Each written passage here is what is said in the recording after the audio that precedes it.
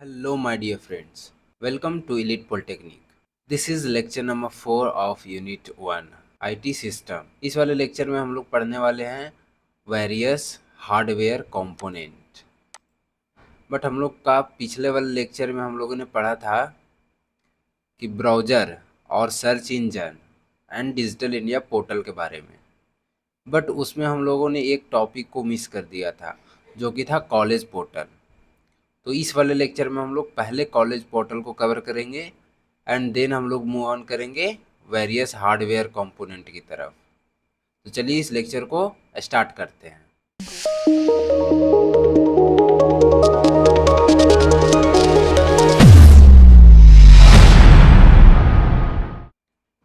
तो सबसे पहले हम लोग देख लेते हैं कॉलेज पोर्टल क्या है। तो college portal is a website of that particular college where you can get all information about that particular college. जैसे कि अगर किसी कॉलेज में आप पढ़ रहे हो तो उस कॉलेज का अपना एक पोर्टल होता है, वेबसाइट होता है, जहाँ पे उस कॉलेज से रिलेटेड सारा इन्फॉर्मेशन आपको मिल जाएगा कि वहाँ एडमिशन डेट कब स्टार्ट होगा या फिर उसका कैंपस क्या क्या है, कैसे कैसे सारा का इमेज मिल जाएगा। यानी ऑल ओवर अगर बोले तो हम सारा इन्फॉर्मेशन कॉलेज का उस पोर्टल पे रहता है। जैसे कि यानी इवेंट इनका इन्फॉर्मेशन, एडमिशन का इन्फॉर्मेशन, कैंपस का इन्फॉर्मेशन और भी बहुत सारे इन्फॉर्मेशन उस पोर्टल पे रहता है। अब जैसे एग्जांपल की अगर बात करें तो टेकारी की अगर बात करते हैं तो gptekari.org ये भी एक वेबसाइट है बना हुआ। अगर जीपी गया यानी गवर्नमेंट पॉलिटेक्निक कॉलेज गया की बात करें तो उसके लिए gpgaya.org वेबसाइट है या कॉलेज पोर्टल बोल सकते हो आप इसको। तो ये सारा आप चेकआउट अभी भी कर सकते हो नेट पे जाके। ये हम आ चुके हैं क्रोम ब्राउज़र पे और यहाँ पे सर्च करते हैं gpgaya.org। जैसे कि आप यहाँ पे देख सकते हो हमने अभी सर्च किया gpgaya.org। अब ये गवर्नमेंट पॉलिटेक्निक कॉलेज गया का ऑफिशियल कॉलेज पोर्टल है। अब यहाँ पे आप देख सकते हो यहाँ पे बहुत सारा इन्फॉर्मेशन है, प्लस यहाँ पे लेटेस्ट जो अपडेट होता है वो अपडेट कर दिया जाता है यहाँ पे। और यहाँ पे कुछ इमेज आपको कॉलेज रिलेटेड ही दिखेगा। और जब नीचे आते हैं तो यहाँ पे नोटिस, टेंडर, प्लेसमेंट और बहुत सारा इन्फॉर्मेशन कॉलेज से रिलेटेड है। और यहाँ पे डिपार्टमेंट पे आप चेक कर सकते हो कौन कौन सा डिपार्टमेंट है इस वाले कॉलेज में। एंड फैकल्टी है, फैसिलिटी है, गैलरी में आपको इमेज भी दिख जाएगा। तो ये सब देखिए यहाँ पे हम लोग आ चुके हैं गैलरी वाला सेक्शन में। और ये वाला जो फोटो है, ये वाला जो हम लोगों ने रंगोली बनाया था वो भी यहाँ पे अपडेट किया हुआ है। तो यही सब है सारा इन्फॉर्मेशन कॉलेज रिलेटेड आपको कॉलेज पोर्टल पे। अब नेक्स्ट बात करते हैं तो हम लोग स्टार्ट करते हैं अपना हार्डवेयर कंपोनेंट के बारे में, जिसमें हम लोग फर्स्ट स्टार्ट करते हैं कंप्यूटर हार्डवेयर। कंप्यूटर हार्डवेयर क्या है? तो computer hardware includes the physical part of a computer such as the central processing unit like CPU short form होता है, random access memory RAM, monitor, mouse, keyboard, computer data storage, graphic card, sound card, speaker and motherboard, this all are known as computer hardware. यानी simple अगर हम बोले तो hardware वैसा part computer का जिसको आप फिजिकली टच कर सकते हो, फिजिकली देख सकते हो, वो सारा आ जाएगा आपका हार्डवेयर में। तो जैसे अगर हम केस की बात करते हैं तो जो कंप्यूटर का केस होता है, तो सबसे पहले हम लोग देखिए यहाँ पे सर्च कर लेते हैं ब्राउज़र पे।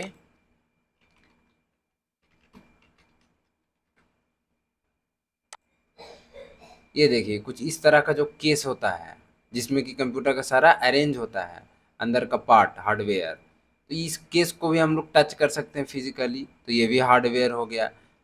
एंड और भी इसके अंदर जो भी पार्ट्स लगे हुए हैं जैसे कि हो गया रैम, हो गया मॉनिटर, हो गया माउस, कीबोर्ड, और डेटा स्टोरेज में आ गया आपका हार्ड डिस्क, एनवीएमई, एसएसडी, और स्पीकर हो गया, मदरबोर्ड हो गया, ये सारा आपका हार्डवेयर कंपोनेंट के अंदर आता है। अब अगर हम लोग बात करते हैं नेक्स्ट पॉइंट की, तो hardware is typically directed by the software to execute any command और इंस्ट्रक्शन।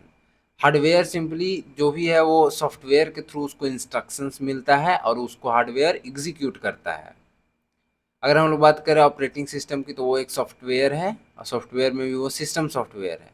तो वो कुछ इंस्ट्रक्शंस देगा हार्डवेयर को कि अभी आपको सपोज शट डाउन करना है कंप्यूटर को, वो एक इंस्ट्रक्शन दिया सॉफ्टवेयर। अब वहाँ पे जो हार्डवेयर है वो एग्जीक्यूट करेगा उस इंस्ट्रक्शन को और कंप्यूटर के सारे जो भी ऑपरेशंस हो रहे हैं या जहाँ भी वो करंट जा रहा है उस सारे को स्टॉप कर देगा और वो चले जाएगा शटडाउन में। A combination of hardware and software form a usual computing system. Hardware and software दोनों का कॉम्बिनेशन जब रहेगा तभी एक कंप्यूटर सिस्टम बन जाएगा। ठीक है, दोनों अगर है, दोनों का कॉम्बिनेशन है तो कंप्यूटर सिस्टम कहला सकता है। अब एग्जांपल की बात करते हैं तो cache, monitor, hard disk, motherboard, RAM, ये सारा हो जाएगा आपका कंप्यूटर हार्डवेयर। अब नेक्स्ट बात करते हैं हम लोग कंपोनेंट ऑफ कंप्यूटर। कंप्यूटर का जो कंपोनेंट है वो किस तरह का अरेंज होता है, एक बेसिक स्ट्रक्चर हमको चाहिए। जैसे कि अगर हम लोग घर बनाते हैं तो उसका एक बेसिक सा ब्लूप्रिंट, एक बेसिक सा मैप होता है कि कहाँ पे क्या होगा, बाथरूम कहाँ पे होगा, किचन कहाँ पे होगा, बेडरूम कहाँ पे होगा, सारा का एक स्ट्रक्चर हम लोग का रहता है। तो हम लोग भी अभी इसमें कंपोनेंट ऑफ कंप्यूटर में हम लोग वॉन न्यूमन आर्किटेक्चर के बेस्ड पे हम लोग पढ़ने वाले हैं सारे कंपोनेंट को कंप्यूटर के। ठीक है, तो von Neumann computer architecture design was proposed in 1945। ये 1945 में प्रपोज किया गया था वॉन न्यूमन आर्किटेक्चर। तो इसी के बेसिस पे हम लोग, जैसे आप इमेज देख सकते हो, तो हम लोग आगे बढ़ते हैं और इसको फुल में देखते हैं। जैसे ये एक इमेज है, आर्किटेक्चर है वॉन न्यूमन आर्किटेक्चर, जहाँ पे फर्स्ट में इनपुट आता है, input device, and then last में यहाँ आउटपुट डिवाइस आ रहा है। और इनपुट डिवाइस, जो भी इनपुट हम लोग डिवाइस यूज करते हैं वो आता है उसका इंस्ट्रक्शन इस वाले में, यानी सेंट्रल प्रोसेसिंग यूनिट में। अब सेंट्रल प्रोसेसिंग यूनिट में भी दो पार्ट होता है, एक होता है सीयू एंड एक होता है अरिथमेटिक लॉजिक यूनिट। यानी अरिथमेटिक लॉजिक यूनिट की बात करते हैं तो ये अरिथमेटिक ऑपरेशंस जो भी होते हैं, जैसे एडिशन हो गया, सब्ट्रैक्शन हो गया, मल्टीप्लिकेशन हो गया, मैथमेटिकल रिलेटेड जो भी आपका ऑपरेशंस होते हैं वो ये हैंडल करता है। एंड देन कंट्रोल यूनिट की बात करते हैं तो ये कंट्रोलिंग का जो भी काम हो गया, कंट्रोल सिग्नल जनरेट करने का, ये सारा कंट्रोल यूनिट देखता है। अब इस ये पूरा टोटल जो है वो कहलाया जाता है CPU, central processing unit. And एक और पार्ट होता है नीचे में जो कि होता है memory unit. And memory unit जो है वो डायरेक्टली कनेक्ट रहता है आपका सेंट्रल प्रोसेसिंग यूनिट से, कि जब भी कोई भी अगर इंस्ट्रक्शन या कोई भी डेटा स्टोर करवाना हो तब यहाँ पे सीपीयू आपको देखेगा और वहाँ से मेमोरी में भेज देगा। एंड कुछ रिसीव करना हो तो मेमोरी से ले लेगा।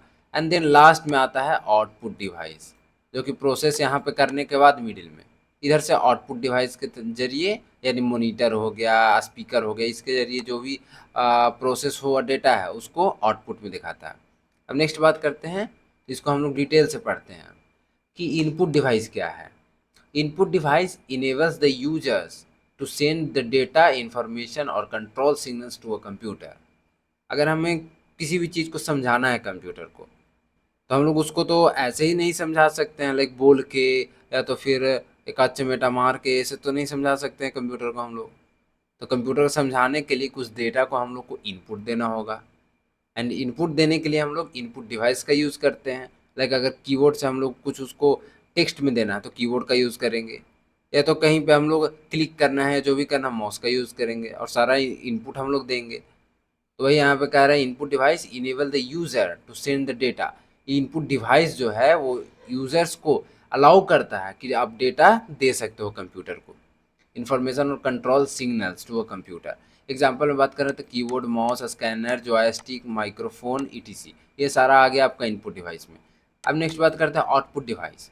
तो जब इनपुट डिवाइस है तो आउटपुट डिवाइस भी चाहिए। अगर कुछ हम लोग इनपुट दिए तो उससे आउटपुट लेने के लिए ही इनपुट दिए हैं। वो आउटपुट देगा कहाँ पे, तो उसके लिए है यहाँ पे output device display the result of the processing of raw data that is entered in the computer through the input device. अभी हम लोग इनपुट डिवाइस से जो भी डेटा दिए थे कंप्यूटर को वो एज अ रॉ डेटा था, रॉ डेटा। अब उसी को वो प्रोसेस करके जो आउटपुट डिवाइस के जरिए वो डिस्प्ले करेगा, हम लोग को आउटपुट देगा, वो हो जाएगा आउटपुट डिवाइस। जैसे monitor, speaker, printer, projector, plotter, etc. Plotter देख लेते हैं अभी क्या होता है plotter.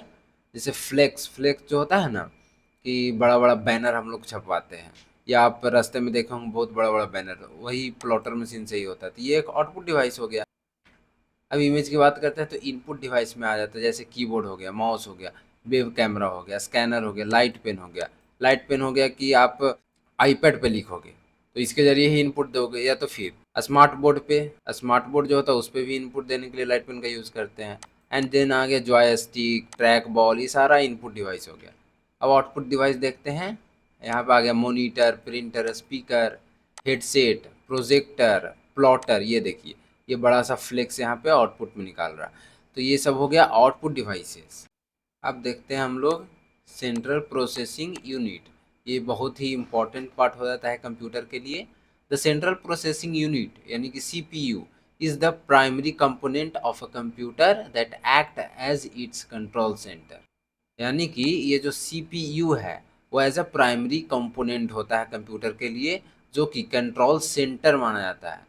Act as a control centre यानी कि पूरा कंप्यूटर को जो मेन पार्ट आप कह सकते हो वो सीपीयू ही होता है, जो कि पूरे कंप्यूटर को इंस्ट्रक्शंस हो गया, कंट्रोल सिग्नल्स हो गए, सारे कंट्रोल करने का काम करता है। एंड नेक्स्ट पॉइंट में आते हैं CPU also known as brain of the computer. अगर आप उसे क्वेश्चन पूछा जाए कि कंप्यूटर का ब्रेन किसे कहा जाता है तो सीपीयू का ही आएगा आंसर। एंड सीपीयू ही होता है उसका ब्रेन। अगर सीपीयू को निकाल दोगे तो आप कंप्यूटर काम नहीं कर पाएगा। एंड नेक्स्ट पॉइंट करते हैं, तो it carry out all the important function of a computer. Computer का जो भी मेन कार्य होता है, जैसे कि उसमें जो भी ऑपरेटिंग सिस्टम का जो भी इंस्ट्रक्शंस आते हैं और जो भी हार्डवेयर को मैनेज करना होता है, हार्डवेयर को करंट पहुंचाना होता है ऑन और ऑफ, लॉजिक गेट की हेल्प से 0 और 1 सारा का जो भी फंक्शंस होता है वो सारा यही कैरी आउट करता है सीपीयू ही। आप यहाँ पे इमेज देख सकते हो, ये फ्रंट का है, ये बैक का है। जनरली सीपीयू के पास 2 कंपोनेंट होते हैं। अभी हम लोग ने आर्किटेक्चर में भी देखा था, एक एएलयू एंड दूसरा CU. ALU arithmetic logic unit, CU control unit. अब नेक्स्ट बात करते हैं हम लोग एएलयू क्या होता है, अरिथमेटिक लॉजिक यूनिट क्या होता है। It is the arithmetical logic unit which perform all types of arithmetical and logical operations such as addition, subtraction, multiplication, division, comparison. Comparison हम लोग करते हैं ना, आप आगे प्रोग्रामिंग में भी कंप्यूटर साइंस वाले देखेंगे कि कंपैरिजन करते हैं कि हम लोग 2 ग्रेटर देन 3, ये हम लोग कंपैरिजन कर रहे हैं क्या 2 ग्रेटर देन 3 है। तो यहाँ पे ये रिटर्न करेगा हम लोग को फॉल्स, क्योंकि 2 जो है वो ग्रेटर देन 3 तो है नहीं। हाँ, अगर यही बोलते 2 लेस देन 3 तो ये सही हो जाता, ये ट्रू रिटर्न करता। तो यही सब कंपैरिजन हो गया। Selection and merging the data, data को मर्ज करना, ये सारा ऑपरेशन आपका एएलयू ही करता है। नेक्स्ट पॉइंट की बात करते हैं, the ALU is the mathematical brain of the computer. अगर कंप्यूटर का मैथमेटिकल पार्ट वाला, ब्रेन वाला पार्ट हो गया, एएलयू ही होता है, जो कि मैथमेटिकल का सारा ऑपरेशंस परफॉर्म करता है। अगर सीपीयू को लगेगा कि कोई भी मैथमेटिकल ऑपरेशन आया, वो एएलयू के पास सेंड कर देगा, एएलयू उसका ऑपरेशन को एग्जीक्यूट करके एंड वापस जहाँ भी भेजना होगा भेज देगा। And then it is also known as integer unit, इसी को आप इंटीजर यूनिट भी कह सकते हो। अब नेक्स्ट बात करते हैं सीयू कंट्रोल यूनिट की। The control unit generates the appropriate timing and control signals to all the operation involve with the computer. Control unit का सिंपल सा काम है वो टाइमिंग एंड कंट्रोल सिग्नल को जनरेट करना। अगर कोई इंस्ट्रक्शंस आया ऑपरेटिंग सिस्टम के थ्रू, अब उसको एग्जीक्यूट करना है और वो इंस्ट्रक्शन में आया कि सिस्टम को बंद करना है, तो कंट्रोल सिग्नल यहाँ पे एक सिग्नल जनरेट करेगा और वो सिग्नल जनरेट करेगा और उससे सारे जो भी इंस्ट्रक्शन है वो एग्जीक्यूट करेगा हार्डवेयर में, और सारा जो भी करंट फ्लो हो रहा है वो स्टॉप हो जाएगा। तो ये सारा ऑपरेशन कंट्रोल यूनिट देखता है। नेक्स्ट पॉइंट बात करते हैं, it regulates and integrates the operation of the computer. Computer के जो ऑपरेशंस होते हैं उसको रेगुलेट यानी कि कहाँ पे, कंट्रोल सिग्नल्स के थ्रू रेगुलेट करना है हम लोग को या इंटीग्रेट करना है, ये सारा ऑपरेशन देखता है कौन, CU control unit.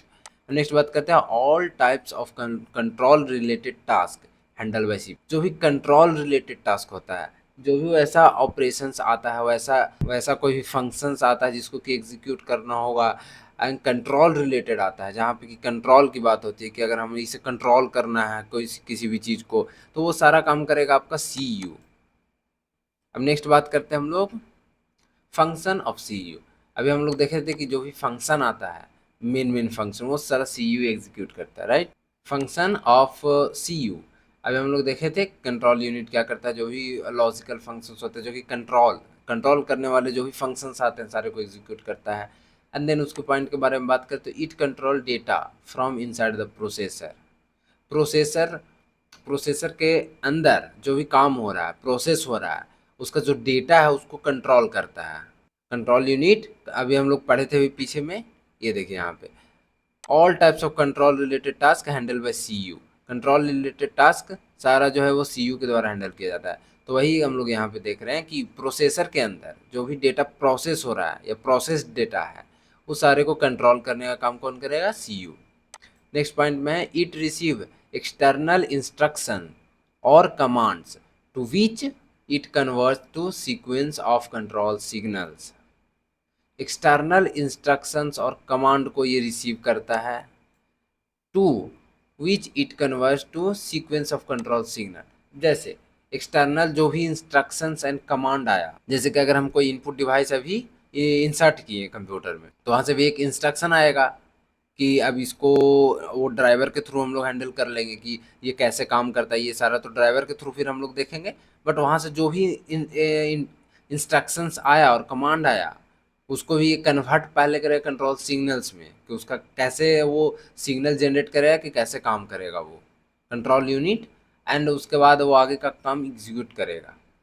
Next point है it also handle multiple task such as fetching, decoding and storing data. Data को अगर हम लोग फेच कर रहे हैं, लाइक अगर हम लोग फाइल सिस्टम की जब बात करते हैं तो फाइल मैनेजर में जाके हम लोग कोई भी डेटा फेच करते हैं, तो वो सारा काम कौन हैंडल करता है? सीयू, और इसका फंक्शन है ये। एंड डिकोडिंग करता है और स्टोरिंग डेटा, डेटा को भी स्टोर करने का काम करता है, हार्ड डिस्क में हो गया या तो फिर एसएसडी में हो गया, जो भी स्टोरिंग डिवाइस है उसमें डेटा अगर हम लोग स्टोर करते हैं, सेव करते हैं, तो वो भी काम कौन करता है? कंट्रोल यूनिट ही कंट्रोल सिग्नल जनरेट करेगा और उसके बाद हमारा डेटा स्टोर होगा। अब नेक्स्ट बात करते हैं मेमोरी यूनिट। मेमोरी यूनिट की बात करते हैं तो इसमें आ गया memory unit is a component of computer system. ये भी कंप्यूटर सिस्टम का एक कंपोनेंट है। It is use to store data. Memory से ही, नाम से ही पता चल रहा है कि क्या करेगा? स्टोर करेगा डेटा को।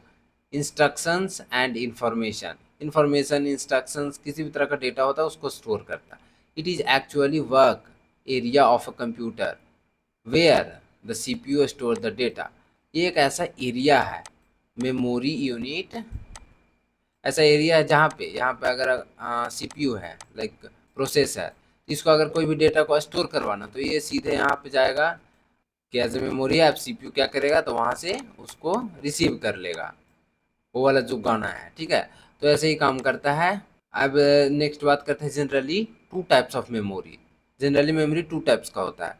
First is primary memory and secondary memory. अब यहाँ से हम लोग देखेंगे मेमोरी यूनिट का डिवीज़न, पार्टीशन देखेंगे कितने कितने तरह का मेमोरी होता है। तो यहाँ पे देख रहे हैं हम लोग first primary memory and secondary memory. अब नेक्स्ट बात करते हैं हम लोग, ये एज अ एक डायग्राम से हम लोग समझते हैं कि ये हो गया मेमोरी। अब इसका टू टाइप्स हो गया, मेमोरी का टू टाइप्स हो गया। एक इधर आइए तो ये आ गया प्राइमरी, एंड एक आ गया ये सेकेंडरी।